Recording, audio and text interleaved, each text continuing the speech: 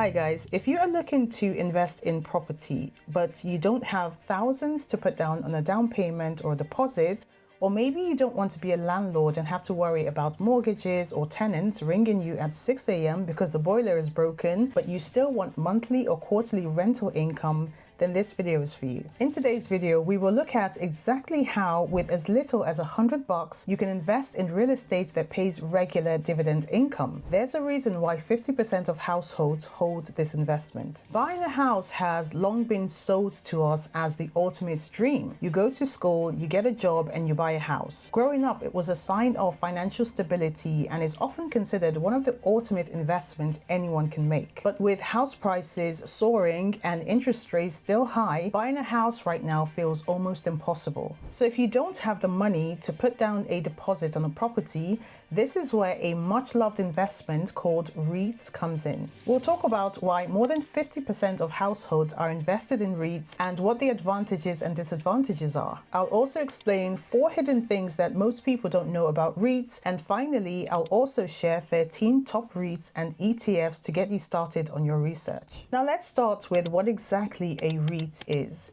A REIT, or a real estate investment trust, is a company that owns or manages income-producing property and is legally required to pay out at least 90% of its profits to investors, to you.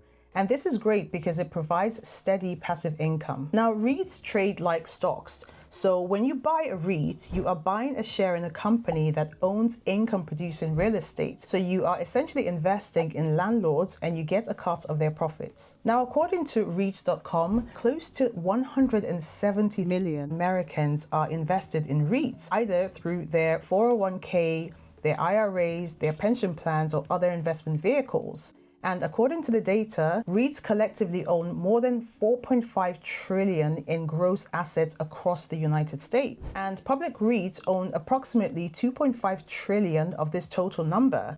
All of that to say that this investment holds a significant amount of invested money. So REITs are famous for high dividend yields, and they invest in way more than just apartments. Some REITs own office buildings, shopping centers, hotels, data centers that power cloud computing and AI, hospitals, warehouses, self-storage facilities, and the list goes on. And so when people say that they are investing in real estate through REITs, sometimes they're actually investing in the infrastructure behind the modern economy. So let's move on to talk about why many investors love REITs. Now, the biggest reason why people buy REITs is very simple: the cash flow, or the regular passive income. Because REITs pay out most of their profits, investors often receive consistent dividend income, and that could be monthly or quarterly. Now, according to REITs.com, REITs dividend yields have historically been significantly higher than many traditional stocks. Some investors literally build their entire retirement portfolio around REIT income. The second reason is that traditional real estate investing can be very brutal. You may need a significant down payment or deposit when buying a property.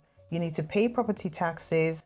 You need to deal with repairs, insurance, tenants, maintenance, and sometimes low or no occupancy when the mortgage still has to be paid. And REITs remove almost all of that, and you can buy shares in seconds from your phone. And the third reason why investors love REITs is a major advantage. So instead of buying one property in one neighborhood, as you would if you bought a property directly, which means, of course, that your risk exposure is very concentrated in one unit, a REIT might own hundreds of properties across different states or different countries or even different sectors. One of the most enjoyable things about REITs is how easy they are to buy. Some people think that investing in commercial real estate requires millions of dollars.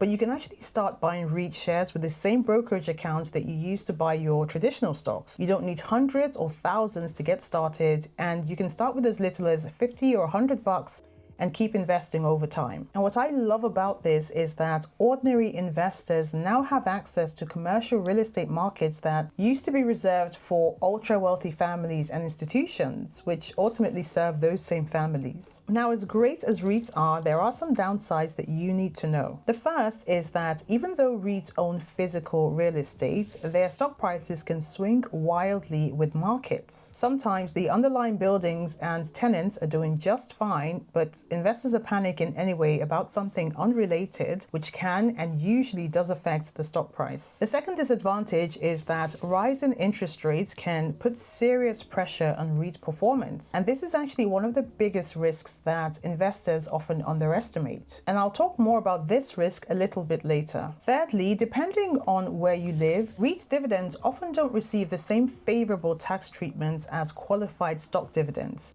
Essentially, for you as an investor, REITs can, not always, but they can attract higher tax rates because of how they are classed. However, there are some major tax benefits for qualifying REIT companies, and these companies are exempt from corporation tax. If you would like to know more about this, I will link an article below. It's very interesting. But ultimately, where taxes are concerned, you would need to check how they are treated in your locality or your jurisdiction because, well, we all live in different parts of the world. Now, before giving you a run through of some top REITs and ETFs, I want to talk about 4 distinct things about REITs that are not really talked about much. The first thing is that when interest rates rise, REIT prices often get hit hard. Why? Well, because real estate companies often borrow huge amounts of money, and higher rates often mean more expensive debt, lower profit margins, and lower property valuations. That's why REIT prices can sometimes crash even when the actual underlying buildings are full of tenants and doing very well. The second thing is that most people assume that REITs only own apartments or offices. Some REITs own mortgages instead of physical properties, and these are called mortgage REITs or MREITs. They make money from the spread between borrowing costs and mortgage interest payments.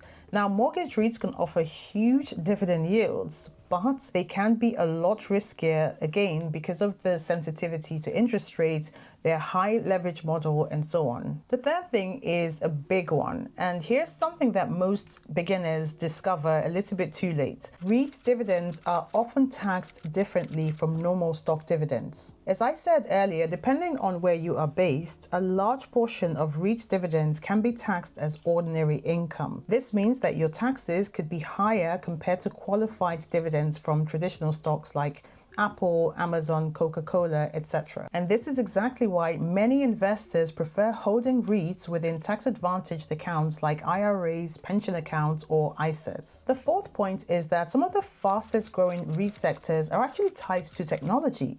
For example, data center REITs power cloud computing, cell tower REITs support mobile networks, and industrial REITs operate warehouses for e-commerce. And so in other words, this is another way to gain exposure to the digital economy through real estate investing. Now, as I mentioned, public REITs are equities and they trade on stock exchanges. So you can actually buy and hold them in the same accounts that you would buy your stocks, your ETF, or your index funds, and so on. Also, you do not have to buy one REIT at a time.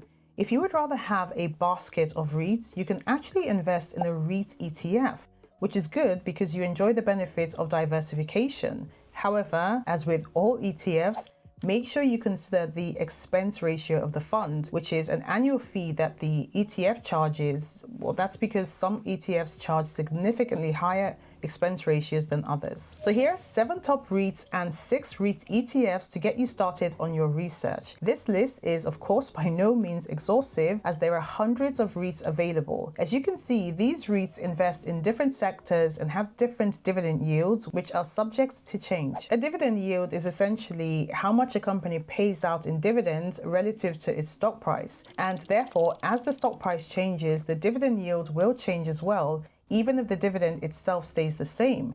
And you can see that when you plug in different numbers into this simple formula. Now, REITs are very attractive to those who want consistent income, but they can also come with some risks, which we have talked about. So it's very important to do a little bit more digging before you put your hard-earned money to work. And there are many REITs and many REIT ETFs that you can invest in. And by the way, if you would like to know more about ETFs or index funds, and maybe which might be best for you, I'll link a detailed video below on this. I post new videos just like this one every Sunday on personal investing and different ways to make your hard-earned money work for you, so that regardless of what happens in the economy, you know that you have a cushion and you'll be okay as you build towards retirement.